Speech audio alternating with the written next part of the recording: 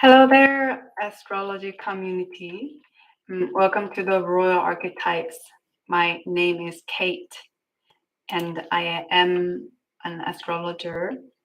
I started learning astrology in California with Dr. Richard Tarnas, who studied at Harvard, who has been influenced by Carl Jung, the Swiss psychoanalyst. While sitting in his classroom, I learned that Carl Jung used astrology to understand his psychological patients before seeing them. And what I'm about to do today in this live session, under the title What is Archetypal Astrology, and an introduction to that, I'm going to dialogue about Richard Tarnas's research on it further.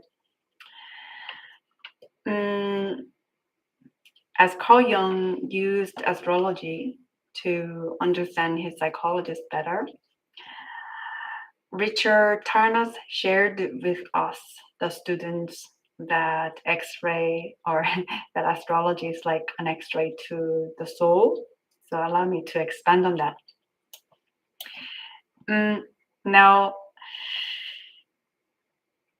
so the birth chart or natal chart is a portrait of the heavens at the moment of one's birth. There's Sun, Moon, Mercury, Mars, Jupiter, Saturn, Neptune, Uranus, Pluto, and asteroids, and true node, and so on. And if you combine the Vedic astrology, we have nakshatras and lots of complexities. Now, let me do step by step, right? So, welcome to the Royal Archetypes Astrology channel. So, the natal chart and the astronomical reality, it says there's a difference here. And the difference is that it portrays the natal chart has 2 dimensions rather than 3. And it does not reflect the varying distances of the planet from the Earth. What birth chart does convey is the exact pattern of angular relationships existing between the planets and the Earth at the time and place of one's birth.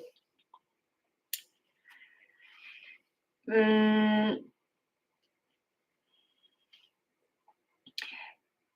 positions of the planet at the time and place of person's birth are regarded as corresponding to the basic archetypal patterns of that person's life and character, writes Richard Tarnas. So astrology, it depicts its life cycle and its ups and downs, the crises and breakthroughs, and the periods of major change and transformation. Through the study of transits. So what is transit? Transit is the movement of the planets currently occurring. And when we pull up the astrology chart using astro.com, we can see that these transits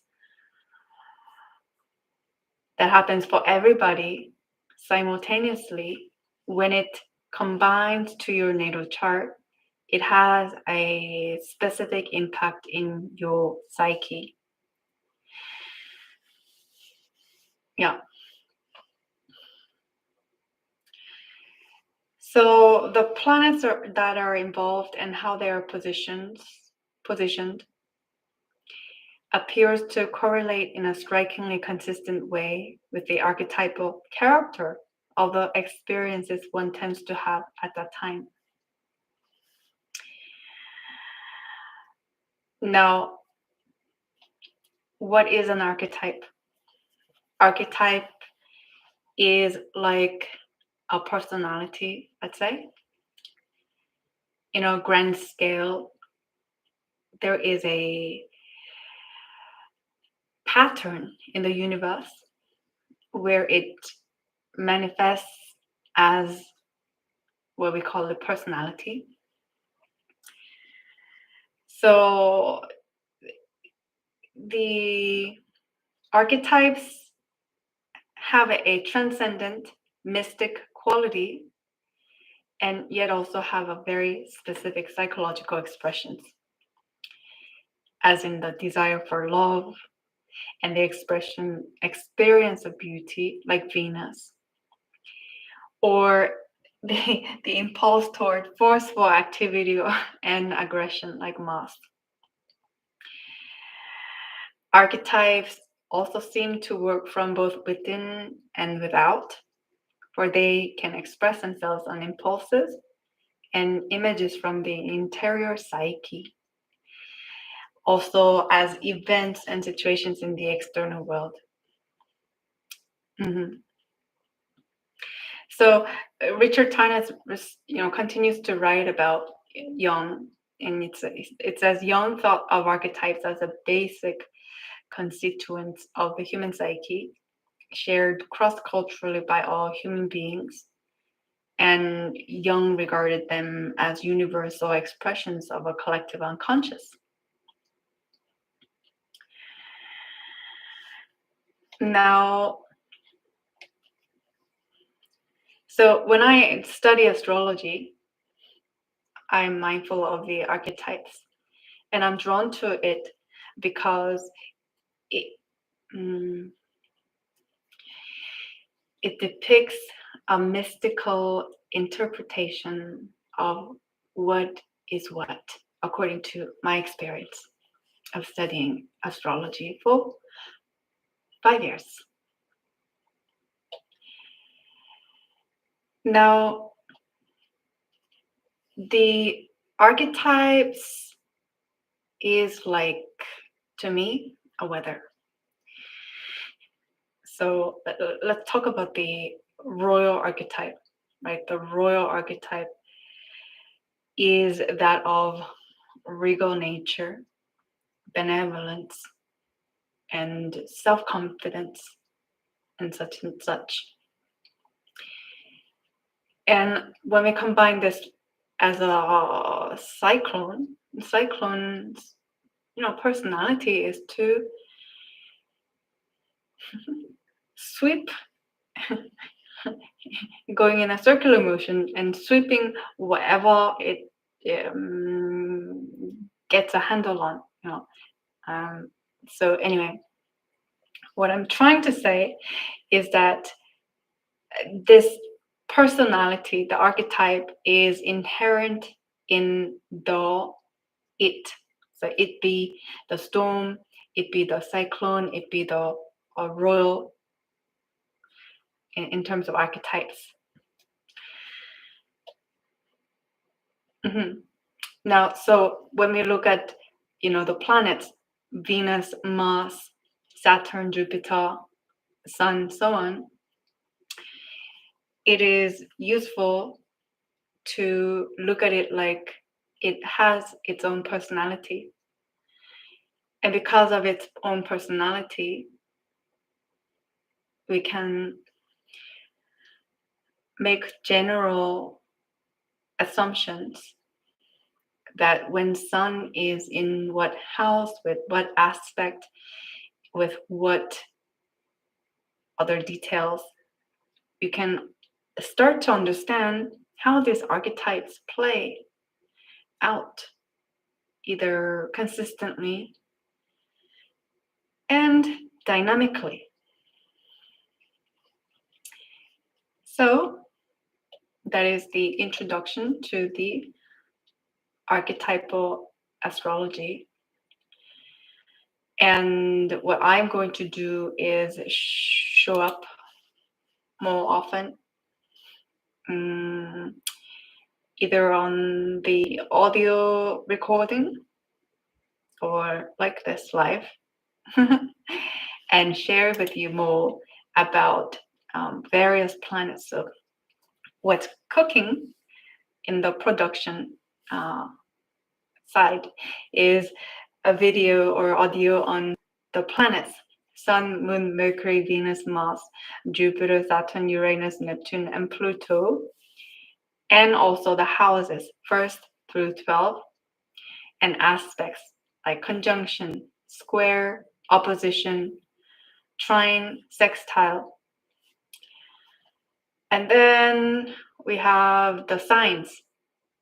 Yeah, the signs. Let's go over them. Aries, Taurus, Aries,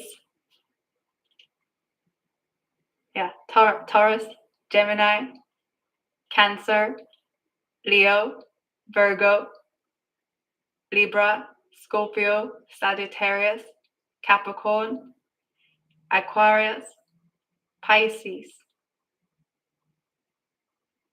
And then Aries starts again. Yeah. And what else is cooking? I'm also creating a segment on Chiron. Chiron through the 12 houses. What is Chiron? Basically, is also called the wounded healer. And there is a part of our soul where we feel somewhat inadequate. Everybody has that, but everyone has it differently. So based on where the Chiron is in the house or what sign, the theme of where you feel inadequate will become the homework in this lifetime, quote, quote, homework. And the more we process and become strong, like a hero of this, quote, quote, wounding, the Chiron helps you become a hero and the healer of that art. So I'm fascinated by Chiron because I have a Chiron Yod, the finger of God. So I'm born to be a healer. So I can guide you. Okay? All right, so that was the introduction to archetypal astrology with the support of Dr. Richard Tarnas's research. So leave a comment. Let me know if you find this useful and what you would like to learn more about. I am taking requests. Cool. All right. And let the 2022 be a beautiful year for all of us.